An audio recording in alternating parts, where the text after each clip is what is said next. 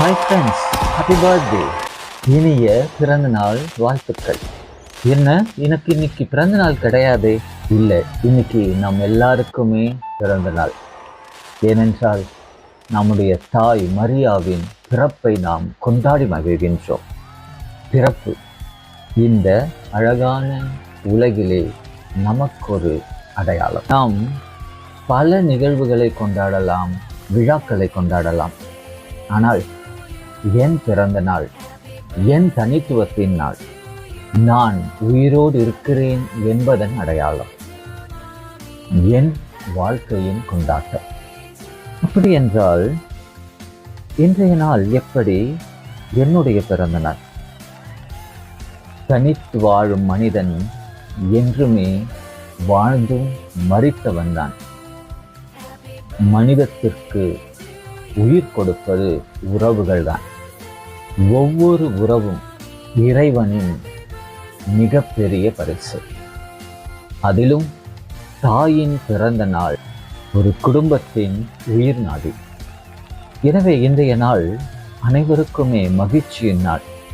இதை கொண்டாட நாம் வேலைநகர் பயணிக்கின்றோம்.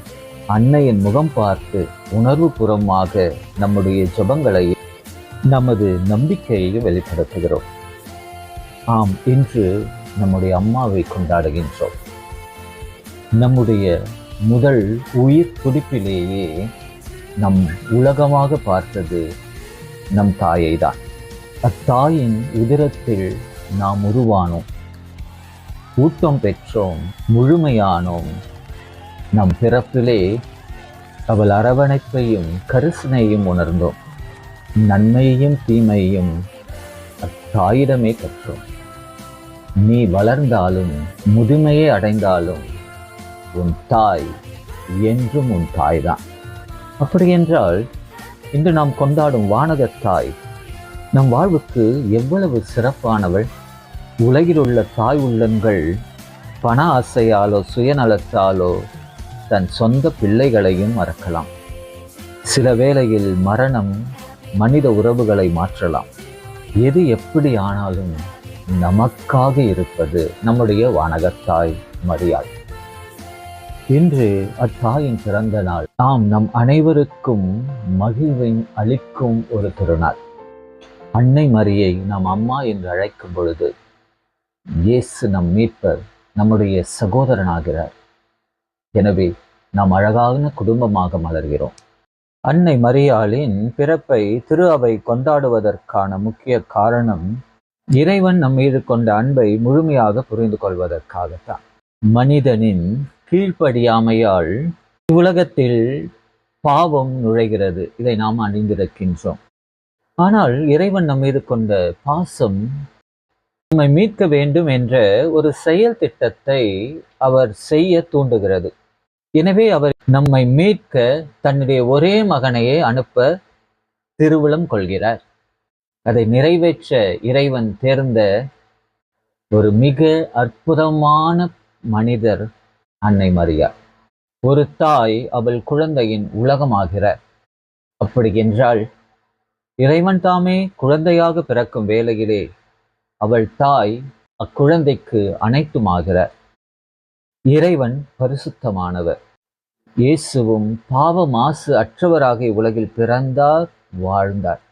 எனவே அவரை அப்பரிசுத்தமான நிலையிலே தாங்க தேவைப்பட்ட உதிரமானது அன்னை மரியின் உதிரம் என்றால் அவள் பிறப்பும் பரிசுத்தமாகவே இருக்க வேண்டும். இதனாலேயே இறைவனின் மிகப்பெரிய திட்டமாக அன்னாள் சுவக்கியம் தம்பதியர்கள் தேர்ந்தெடுக்கப்பட்டு குழந்தையில்லா முதிர்ந்த வயதிலே துன்பங்களையும் ஏச்சு பேச்சுக்களையும் தாங்கிய பிறகும் நம்பிக்கையில் சிறிதும் மாறாமல் ஆபிரகாமின் முதிர்ந்த வயதிலே அவருக்கு ஈசாக்கை கொடுத்த இறைவன் எனக்கும் ஒரு குழந்தையை தருவார் என்ற நம்பிக்கையில் வாழ்ந்தார்கள். எனவே அவர்கள் விசுவாசத்தின் அழகான கொடையாக பிறந்ததுதான் அன்னை மரியாள்.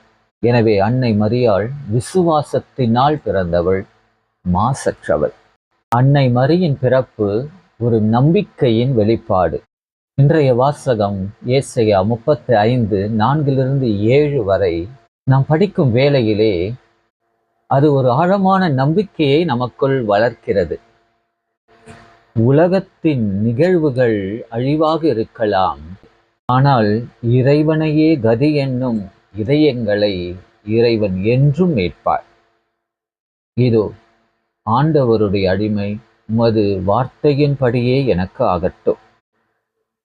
நாம் பார்க்கின்ற மரண சக்தி ஆகலாம் அல்லது அழிவின் சக்தி ஆகலாம். இறைவனே உன் கதி என்று நினைக்கின்ற பொழுது அவை அனைத்தையும் மாற்றக்கூடியவர் இறைவன். இறைவன் உன் வாழ்வில் இருக்கும் பொழுது அனைத்தும் மாற்றம் பெறும். உன் வாழ்வின் வறண்ட நிலைகள் மாறி பசுமையாக்கப்படும். ஏனென்றால் இறைவன் நமக்கு நல்லதையே விரும்புகிறார். சோகத்தையும் அழிவையும் ஏற்படுத்தும் சக்திகளை அழிக்கவே விருப்பம் கொள்கிறார். வாழ்க்கை போர்களின் காயங்களை குணமாக்க விரும்புகிறார். கன்னிமரியின் வயிற்றில் பிறந்த நீதியின் சூரியனாம் இயேசு சோதனையால் இருண்ட நம் கண்களுக்கு ஒளி தரவும், பயத்தால் கட்டுண்ட நம் நாவுகள் மகிழ்ச்சி பாடலால் கட்டவிழவும், அவநம்பிக்கையால் துவண்டு போன நம் கால்கள் நம்பிக்கையால் மான் போன்று துள்ளி குதிக்கவும் நம்மை குணப்படுத்தி ஆசிர்வதிக்கின்றார். எஃபாத்தா என்ற இயேசுவின் வார்த்தை நம்மில் ஒலிக்கட்டும், வாழ்வு மலரட்டும். ஆமென்.